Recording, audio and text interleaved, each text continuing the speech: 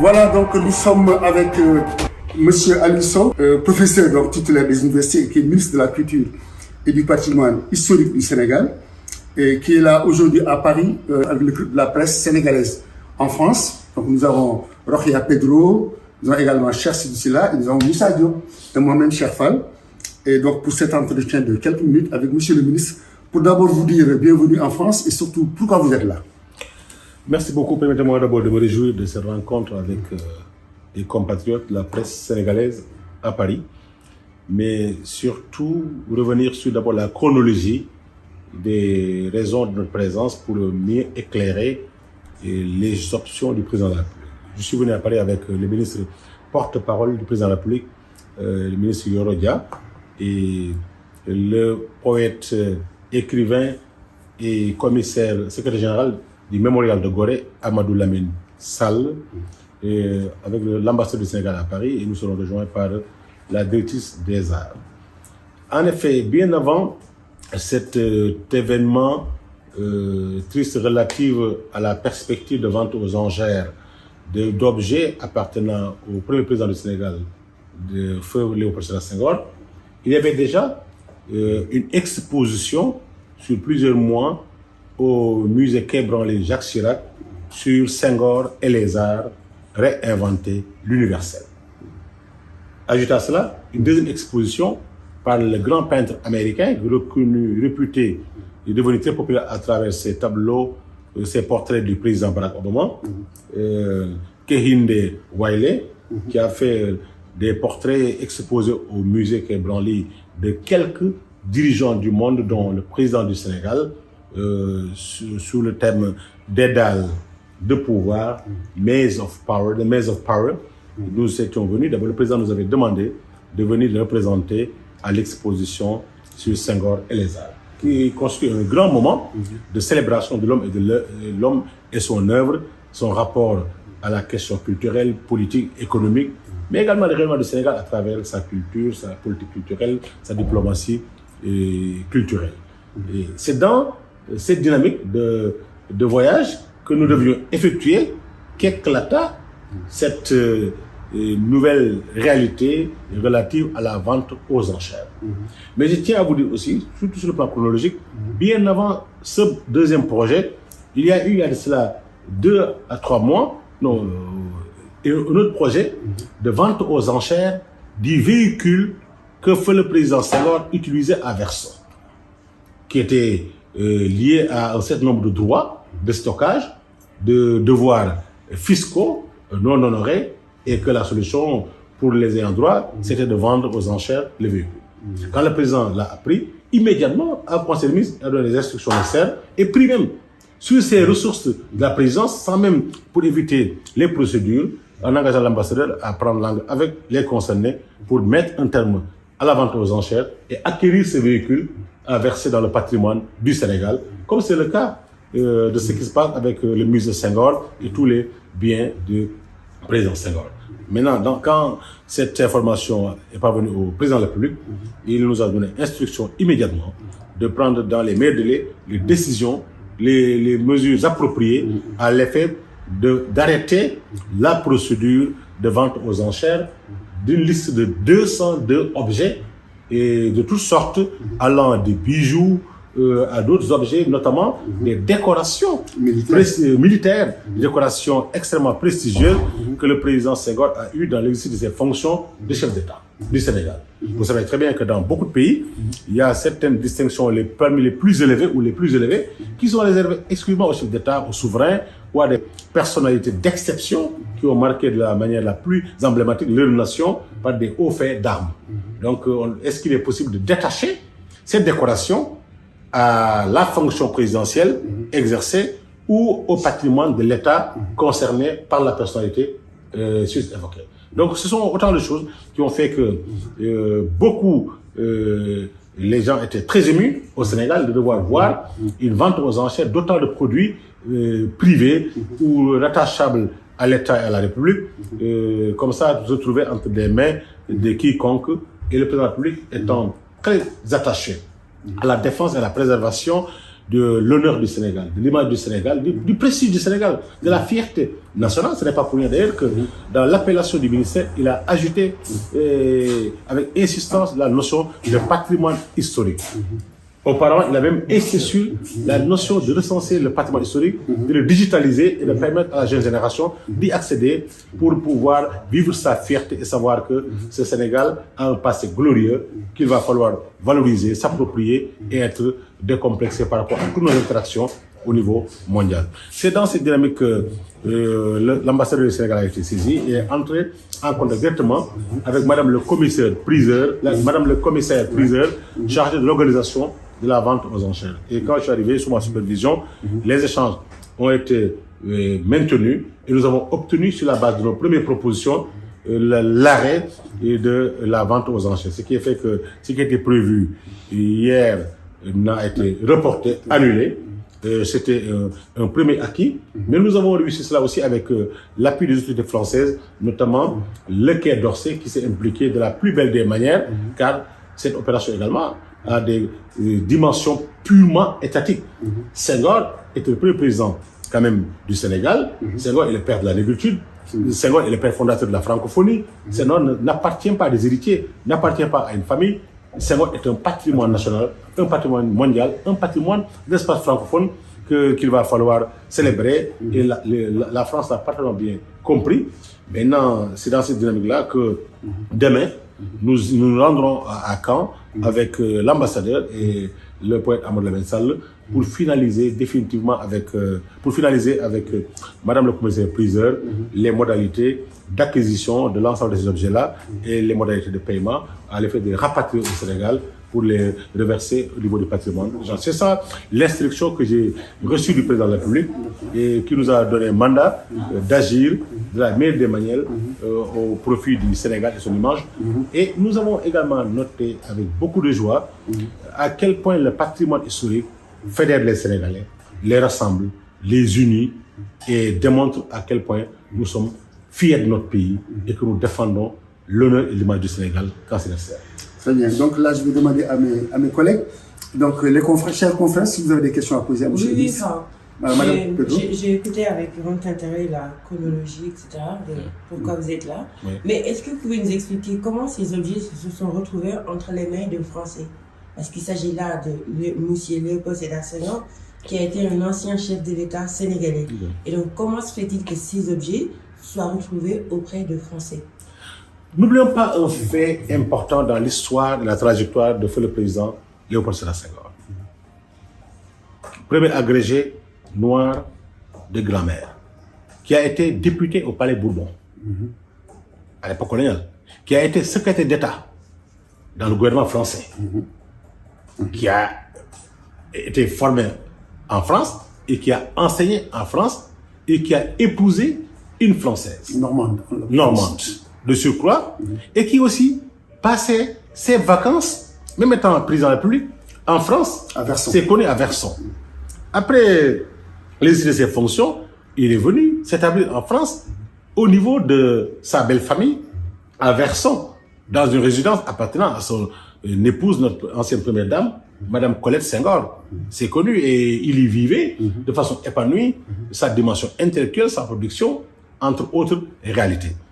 Et bien entendu, c'est son héritière, c'est aussi son épouse, et Madame Colette Senghor, et Madame Colette Senghor n'étant plus de ce monde également, ses sœurs sont ses héritières légales. C'est ça la vérité. Et parce qu'il n'y a pas d'enfant pour assurer l'héritage. Il y a un fils qui est décédé. Il est décédé. Et Senghor a un autre fils qui est là. Mais qui est placé sous curatelle. Absolument, donc il ne pourra pas juridiquement agir par rapport à ces problématiques-là. Et bien entendu, et Madame Colette Senghor, avant son départ de ce monde également, était à un moment donné et dans l'impossibilité de gérer juridiquement certains aspects. Et ses sœurs se retrouvaient dans l'obligation d'assumer le statut d'héritière de tout cela. Bien entendu, la résidence de Verson étant léguée à la ville de Verson, à la mairie, avec ceux qui s'y trouvaient. Mais pour cette question-là, sachez que la mairie de Verson n'est pas du tout impliquée dans la vente aux enchères, encore moins dans ce qui peut appeler par certains comme un pillage des biens du président Senghor. Et pour le moment, les héritiers ou leurs proches qui peuvent être détenteurs de ces objets et de ces biens, légalement ou de manière éclairée, ne sont pas clairement encore identifiés. Parce que nous traitons avec Madame le commissaire-priseur, qui n'est pas tenu de décliner l'identité des propriétaires ou des supposés propriétaires. L'essentiel pour nous, le Sénégal, c'est d'abord d'arrêter la vente aux enchères et d'accueillir ces biens-là dans des conditions normales, raisonnables et acceptables, qui ne frisent pas l'inacceptable. Mais auparavant, donc pour le moment, nous supposons que ce sont des héritiers et légaux de Madame Colette Senghor, qui également a hérité de Senghor des biens qu'ils ont en partage ou bien qui appartenaient à feu le président Senghor. Donc c'est là il s'agit même d'ailleurs de ce que nous avons appris des héritiers de 4e rang, dont certains peuvent même ne pas avoir des relations affectives directement avec Senghor. Peut-être qu'ils n'ont même pas partagé peut-être une vie directe ou des émotions fortes avec le président Senghor. Mais aussi, n'oublions pas également, ces biens également engendrent des charges par rapport à l'héritage, par rapport au fisc, par rapport à l'entretien, par rapport au stockage. Ne pas se retrouver avec les moyens de le faire aussi, peut inciter la personne à s'en débarrasser pour régler des engagements et avoir une vie plus calme. Donc pour le moment, ayons une perception positive. Il y a aussi d'autres biens de Senghor qui se retrouvent entre les mains d'anciens collaborateurs de Senghor. Voilà, ça on est en train de travailler sur ça pour les retrouver, évaluer le statut. C'est pourquoi d'ailleurs il est important pour le Sénégal de voir ultérieurement, avant d'autres développements, mais qui détient quoi et au titre de quel droit. Y a-t-il des actes notariés donnant pouvoir à ces derniers d'en jouir légalement ou pas?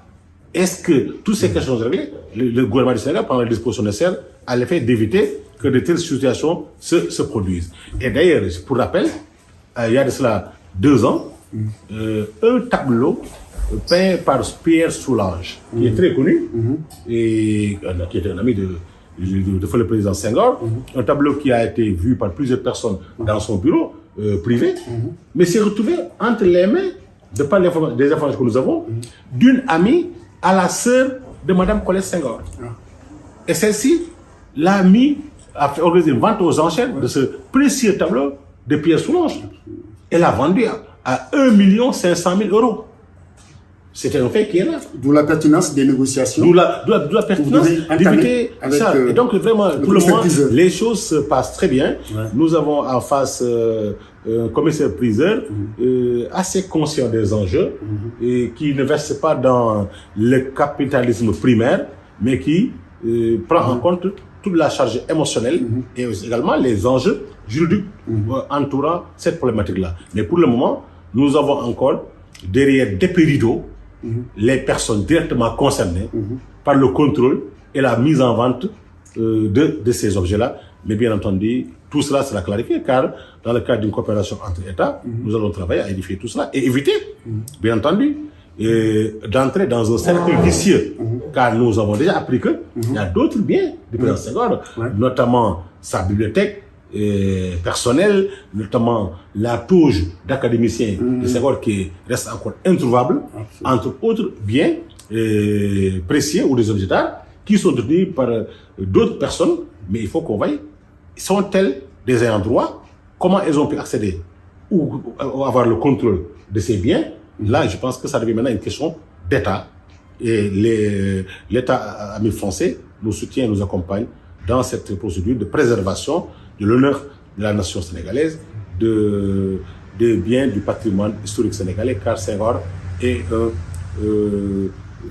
une incarnation importante de notre patrimoine historique et de notre narration nationale. J'imagine que, évidemment, il y a une collaboration entre l'État du Sénégal et l'État français. Mais ça va coûter quelque chose aux contribuables sénégalais. Oui, mais bien sûr, mais ça va coûter quelque chose aux contribuables sénégalais, mais pour un patrimoine sénégalais. Quand il ne s'agira pas d'acquérir des biens pour le plaisir d'un individu ou qui appartiendront à quelqu'un. Ça va être versé dans le patrimoine du Sénégal mais mis dans des musées appartenant au Sénégal et à l'État du Sénégal. Bien entendu, mais pour le moment, sur ces questions, ces biens à acquérir, nous sommes quand même dans le raisonnable, honnêtement, dans l'acceptable. On n'est pas dans les excès.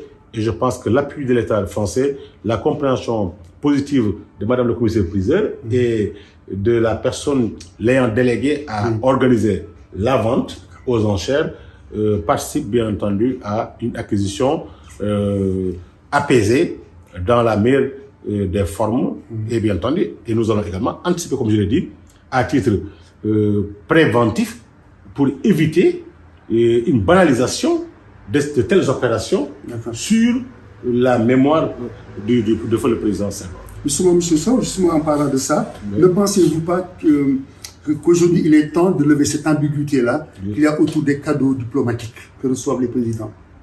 Oui, le débat commence à se poser. Par rapport à nous tous, acteurs politiques, qu'est-ce qui relève de notre domaine totalement privé et ce qui relève du domaine public. Mais au Sénégal, pour le moment, on n'a pas encore une sorte de musée ou de cadre devant recevoir tout ce qui est acquis dans l'exercice de nos fonctions sous forme de cadeaux, une réglementation particulière pour dire que quand ça atteint tel niveau ou telle valeur symbolique ou telle dimension, c'est pour le patrimoine national ou c'est pour le patrimoine privé. Mais cela ouvre une brèche à la réflexion et je pense que chaque citoyen a le droit de donner son avis, son opinion sur la réglementation de tout cela. Mais tout le monde sait également que le président Senghor est réputé être un homme détaché du bien matériel et de l'argent. C'est un homme qui a préféré même passer pour un poète que pour président. Il préférait être poète-président que président-poète. Je pense que tout le monde le connaît. Cette dimension, son amour pour les arts et pour les lettres, sa dimension d'homme profondément culturel faisait qu'il avait un penchant réel pour tout ce qui touche l'art. Il se préférait un tableau à des caisses d'argent. Voilà, c'est d'où toute la charge émotionnelle. Et je pense que tous les disciples de Senghor, les Sénégalais, d'ici et d'ailleurs, de partout d'ailleurs, sont d'avis qu'on doit préserver tout ce qui était en contact avec le président Senghor, tout ce qui reflète l'héritage de Senghor, son histoire, sa narration et son parcours. Nous sommes dans cette dynamique-là et quelque part, reconnaissons-le, le président Senghor fédère encore le Sénégal à travers les actions et les initiatives du président Macky Sall. Monsieur le ministre, vous avez donc pris l'engagement d'acheter ces objets d'art, mais quelle sera ensuite la suite? Quel sera le sort qui va être réservé à ces objets? Mais le sort est simple à présenter. Le Sénégal est un pays profondément culturel, qui est doté d'infrastructures culturelles assez modernes et qui sont enviées par plusieurs pays du monde. Nous avons aujourd'hui le grand musée des civilisations noires. Nous avons le musée Senghor. Et bientôt, nous aurons le mémorial de Gorée, qui est un super grand projet que le président veut lancer avant la fin de son mandat. Il me l'a reconfirmé aujourd'hui encore, dans la journée, pour le notifier aux concernés.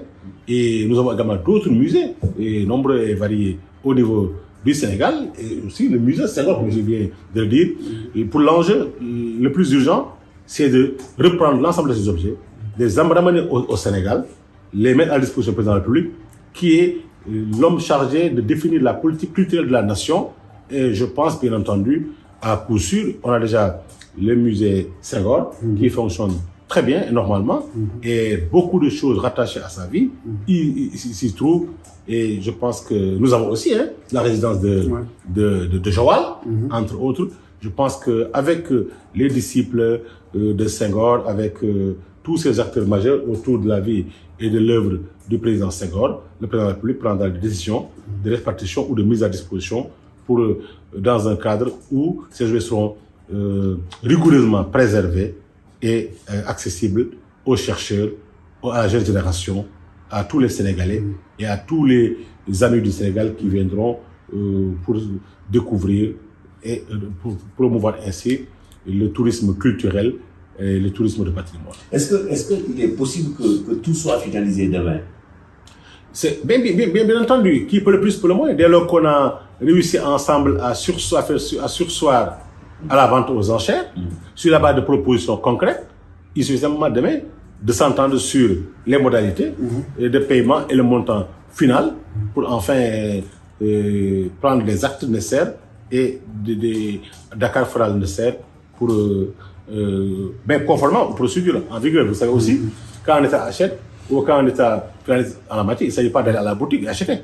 Il y a des règles aussi de finances à respecter. En dehors de ça, tout peut être bouclé dans des délais très courts quand il s'agit là de mettre en œuvre une volonté présidentielle. Il ne s'agit pas d'une décision ministérielle. C'est le président de la République du Sénégal, Macky Sall, qui s'est saisi de ce dossier, qui en fait son propre dossier, qui défend sa patrie, qui défend l'honneur de son pays, qui défend l'honneur des grandes figures marquantes de l'histoire du Sénégal, en l'occurrence notre premier président. Donc sur cette question-là, il n'y a pas de temps à perdre, tout sera bouclé dans les meilleurs délais. Vous avez visité l'exposition sur Senghor au Quai Branly. Malheureusement, on n'a pas eu la chance de couvrir cette actualité. Mais quels sont vos sentiments au terme de cette visite? Mes sentiments de fierté d'être sénégalais, d'appartenir à cette grande nation, marquée par de grandes figures qui rayonnent au niveau international et qui sont célébrées, qui font l'objet de recherches, de publications, de thèses et d'articles de qualité. Vous imaginez le nombre de visiteurs au niveau du musée Quai Branly pour simplement découvrir le contenu de cette exposition sur Senghor et les arts. C'est impressionnant. De l'étudiant en passant par l'élève, aux chercheurs, aux touristes, les gens se bousculent, achètent des tickets et voient ça. C'est l'occasion de remercier les autorités du département de la culture, les autorités françaises qui ont eu cette excellente idée de célébrer un homme qui aussi a valu beaucoup de performances et beaucoup de prestige au monde francophone et à la France et au Sénégal et à toute l'Afrique. Et par ailleurs, c'est une double exposition. Et quand même, Kehinde Wiley est un des plus grands peintres aujourd'hui, au monde très respecté, qui choisit une bonne dizaine de chefs d'État dans le monde pour les mettre en valeur par rapport à leur rapport au pouvoir sous diverses formes. L'exposition dédale de pouvoir, The Maze of Power, mais aussi qui attire et qui pousse beaucoup de gens à venir voir et qui a fait l'objet mais de traitements médiatiques impressionnants. Quand on voit jusqu'à voir des journaux prestigieux américains comparer cette image du président Macky Sall à Moïse avec son bâton qui montre aux Hébreux le chemin, la terre promise, montrant que Macky inscrit son pays dans la dynamique de la terre promise qui n'est d'autre que la terre de l'émergence, le pays de l'émergence. C'est à l'honneur du Sénégal. C'est une belle fierté d'avoir nos deux chefs d'État mis à l'honneur comme ça, le Sénégal mis à l'honneur, mais surtout de constater ces vagues successives de visiteurs qui viennent poser des questions, prendre des photos, diffuser, relayer. C'est la diplomatie culturelle sénégalaise qui marche de manière formidable à travers ces expositions-là. D'ailleurs, c'est pour cela qu'une décision a été prise sur autorisation du président de la République. À partir du mois de janvier, les deux expositions, le Sénégal se propose de les transférer et de les organiser au Sénégal pour permettre au maximum de Sénégalais et d'amis du Sénégal d'y accéder.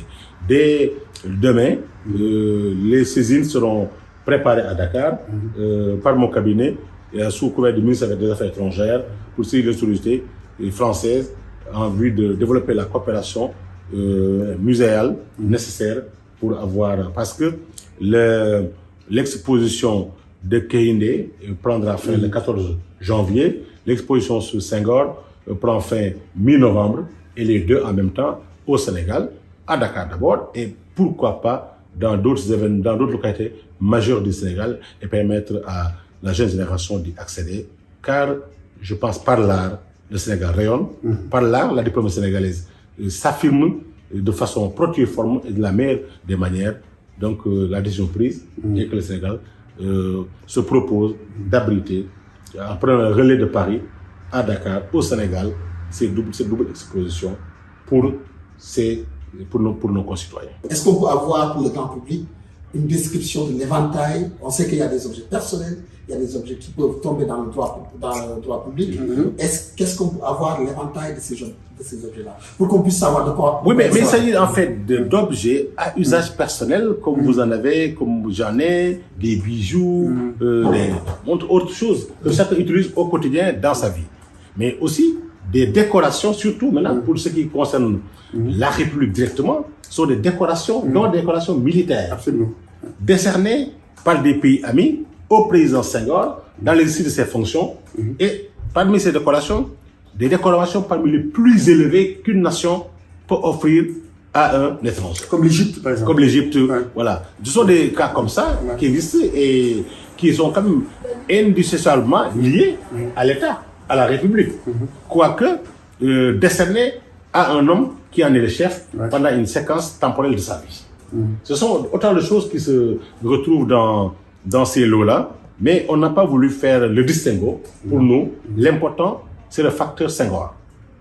Ce sont des biens utilisés par Senghor, appartenant à Senghor, dont il avait le contrôle total, obtenu étant présent ou après ses fonctions, ou avant ses fonctions.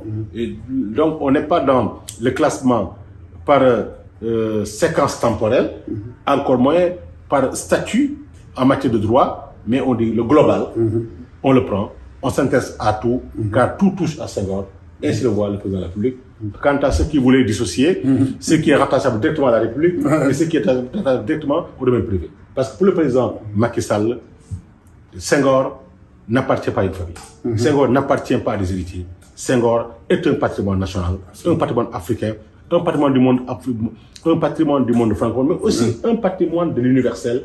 C'est auteur de la thèse de l'universel. D'ailleurs, on revient de célébrer, bien avant cette vente-là, à travers cette exposition, Senghor et les arts réinventer l'universel. La meilleure façon de réinventer l'universel, c'est de le replacer dans sa position normale par rapport à l'universel. Le Sénégal va attaquer la légalité de l'acquisition de ces objets. Est-ce que le Sénégal va attaquer la légalité de l'acquisition de ces objets? Pour le moment, le plus important pour nous, c'est d'abord de reprendre dans les termes actuellement sur lesquels nous sommes entendus ces objets-là. Maintenant, par anticipation pour la suite, puisqu'on nous a relaté le contrôle d'autres objets par des personnes à identifier qui peuvent être aussi tentés d'engager le Sénégal dans un cercle vicieux de vente aux enchères arrêtées pour les négociations. Là, bien entendu, après cette opération-là, on est tenu de voir maintenant qui sont les véritables détenteurs et quelles sont les bases légales à partir desquelles ces derniers agissent pour céder, aliéner des biens. Quel est le statut de ces biens qui relèvent du domaine public ou privé? Là, on est obligé, à travers un certain nombre de mesures, d'anticiper. Mais pour le moment, on ne cherche pas le contentieux, car nous avons une parfaite coopération des interlocuteurs que nous avons en face. Donc, il ne faut pas chercher le problème là où une solution se présente de la meilleure des manières et de manière apaisée. Mais on va anticiper cette fois-ci pour éviter quand même cet engrenage, d'autant plus que c'est voilà, il y a interagir avec plusieurs personnes, des collaborateurs, des proches, des amis, des parents, et on ne sait pas qui détient quoi.